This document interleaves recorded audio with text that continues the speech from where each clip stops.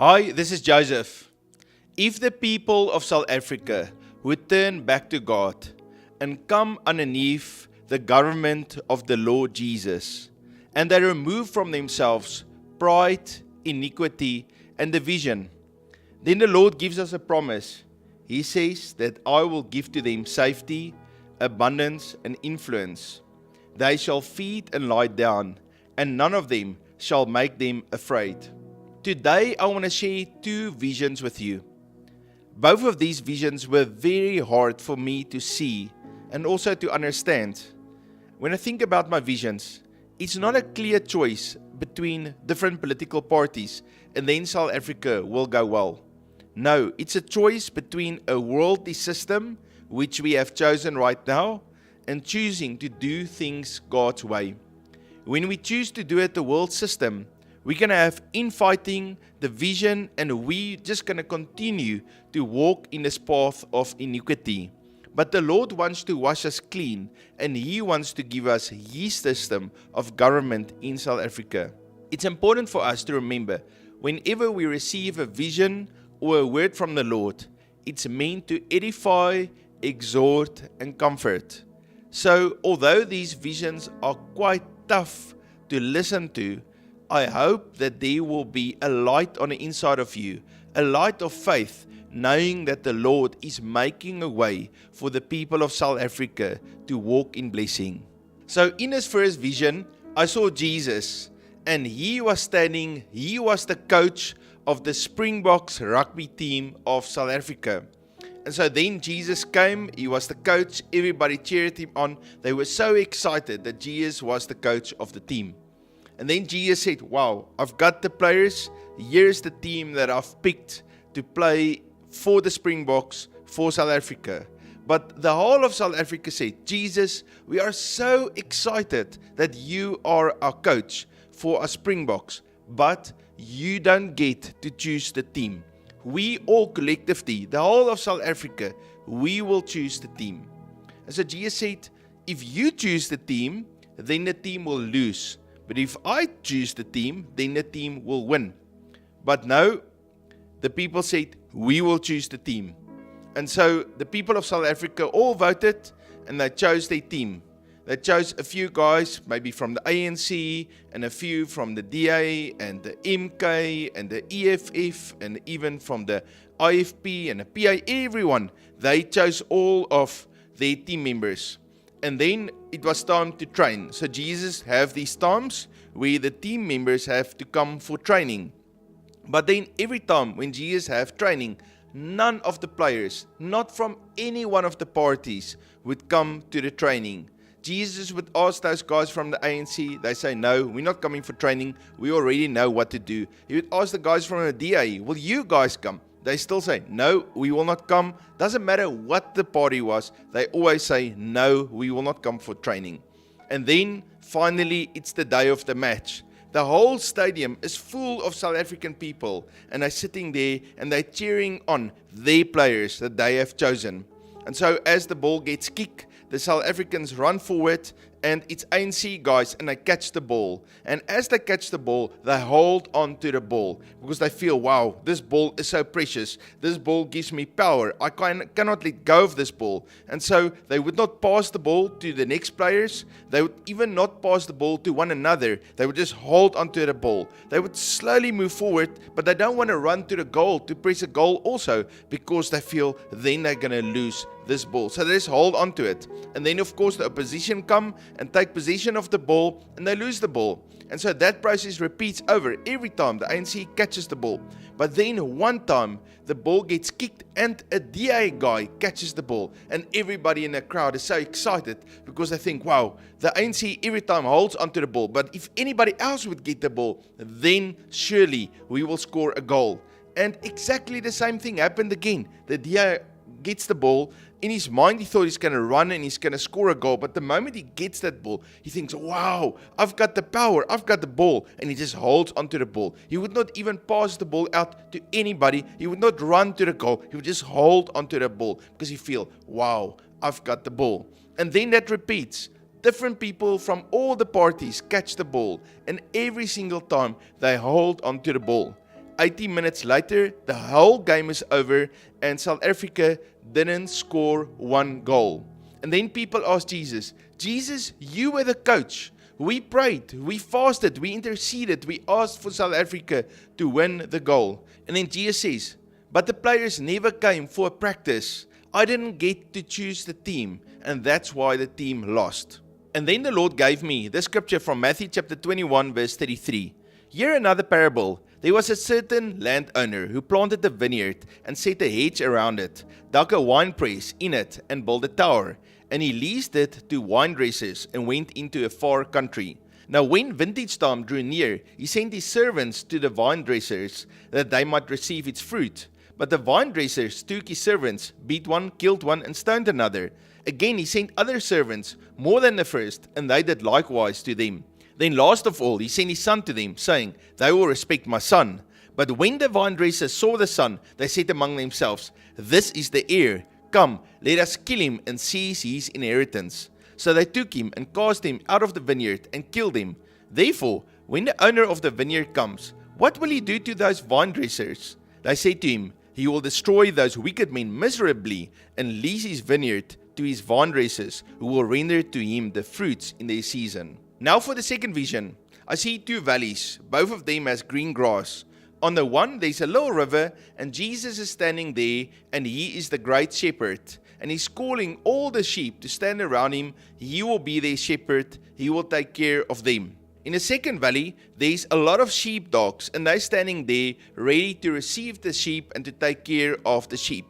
As the sheep comes running, they have to choose between going to Jesus or going to all of these sheepdogs. The sheepdogs bark the whole time, and I say, come here, come here. This is going to be the best, the safest place, the best system for you to be safe. He is only one. We are a lot. We can take care of you. And so all the sheep runs toward those sheepdogs.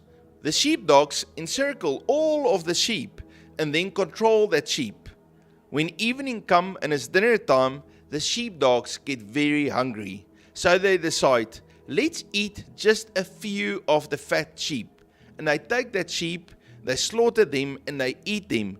Every one of those sheepdogs get a little piece. The moment those sheepdogs taste the blood, they lose their minds and they just want more and more of the sheep. So every night, more and more sheep get slaughtered, and the sheepdogs eat that sheep. Then other sheepdogs arrives there. They the opposition. They say, it's not right that you guys eat the sheep. You guys are sheepdogs. You're supposed to take care of the sheep. Just like Jesus would have taken care of the sheep. You guys also have to take care of the sheep. If you can let us take care of the sheep, then the sheep will surely be happy. Now at this stage, the sheep are frightened. They are scared. They don't get to eat everywhere. They're just in that one spot. It's already dry. There's other green pastures everywhere, but they're not taken there. They're in this dry patch, and the sheepdogs are controlling them. So the new sheepdogs come in. And that evening, when it was time to eat, the old sheepdog says, let me just get you a sheep and you just taste it. So you can just taste our taste, and then you can tell me afterwards what we should do.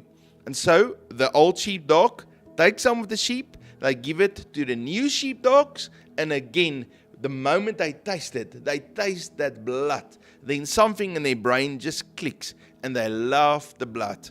And so the Lord shows to me the ANC, how they were surrounding all of that sheep, and they were eating the sheep.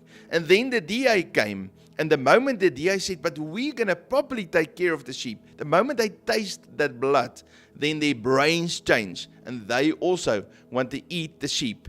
And the same happens to every single one of the parties in South Africa. They all become evil sheepdog. Then the Lord reminded me of King Manasseh, the story in 2 Kings chapter 21. Manasseh was the worst, most corrupt, most evil king Israel had ever had. The Bible says that he rebuilt the pagan altars, that he practiced child sacrifice, that he even promoted idolatry throughout the nation of Israel. When he became a very old man, he felt sorry about what he has done, but then it was the end. His son Amon came in at the age of 22, Now all the people of Israel were excited when they heard about Amon becoming the new king, because they knew that his father Manasseh right at the end felt sorry about what he did. But the scripture says in 2 Kings chapter 21 from verse 20 to 22, he did evil in the eyes of the Lord, as his father Manasseh had done. He worshipped and offered sacrifices to all the idols Manasseh had made. But unlike his father Manasseh, Amon did not humble himself before the Lord. At the end of these two visions, it felt to me as if each South African are rooting for a certain person or a certain political party to be in charge. And all of us feel if that party can be in charge, then everything will be better. But the Lord said to me, it will be just like with Manasseh and Amon. As Manasseh was an evil man and he was corrupt. He was the most corrupt man that Israel has ever known as a king. And then when his son came into power, he was also corrupt. The people expected it to go better, but it didn't go better. I felt the only reason why South Africa are still moving forward is because of the grace and the blessing and the protection and the favor of God on this nation. The Lord is calling on South Africa to reject a worldly system of government and to come back to Him and let Him dictate how we should rule our nation. In Matthew chapter 5 verse 14 to 16, the Lord gives us a wonderful promise about us as South Africa being a light. It says, "You are the light of the world. A city that is set on a hill cannot be hidden, nor do they light a lamp and put it under a basket, but on a lampstand, and it gives light to all who are in the house. Let your light so shine before men, that they may see your good works and glorify your Father in heaven." When I looked in the spirit at all the political parties, every one of the parties had their light underneath a basket. No one wanted to shine their light properly so that people can know that they serve Jesus. No one wanted to bend their knees to Jesus. Many people have a big expectation of the Democratic Alliance. They feel, wow, if they would get into power, then they would shine their light. But they chose a humanitarian system where they support woke gender ideology, they support late-term abortion. And the Lord showed to me, unless they repent back to the Lord Jesus, they will also become corrupt, just like all the other parties. I want to close with this. There's two types of judgment that the Lord releases. The first type is judgment that He releases and we turn back to the Lord. We confess our sins, we repent, we accept Jesus as our Lord and our Savior, and we do things according to His will and His way. And then the Lord brings full restoration and healing. But there's a second type of judgment. That's when we are judged, but we refuse to surrender to Him. And then the Lord will cut us off and He'll put someone else, He'll put something new in place to govern us. Psalm chapter 37 verse 38 and 39 says, "The wicked will be cut off, but the salvation of the righteous is from the Lord." In Jeremiah chapter 30, he prophesies about the people of Judah that turned back to the Lord. And he writes there, "I will restore health to you and heal you of your wounds." And I felt the Lord say to us, return back to me. Reject all of those corrupt systems of the world and find the right system that I have for you. The Lord loves you very much, and I love you too. You must have a fabulous day. God bless you.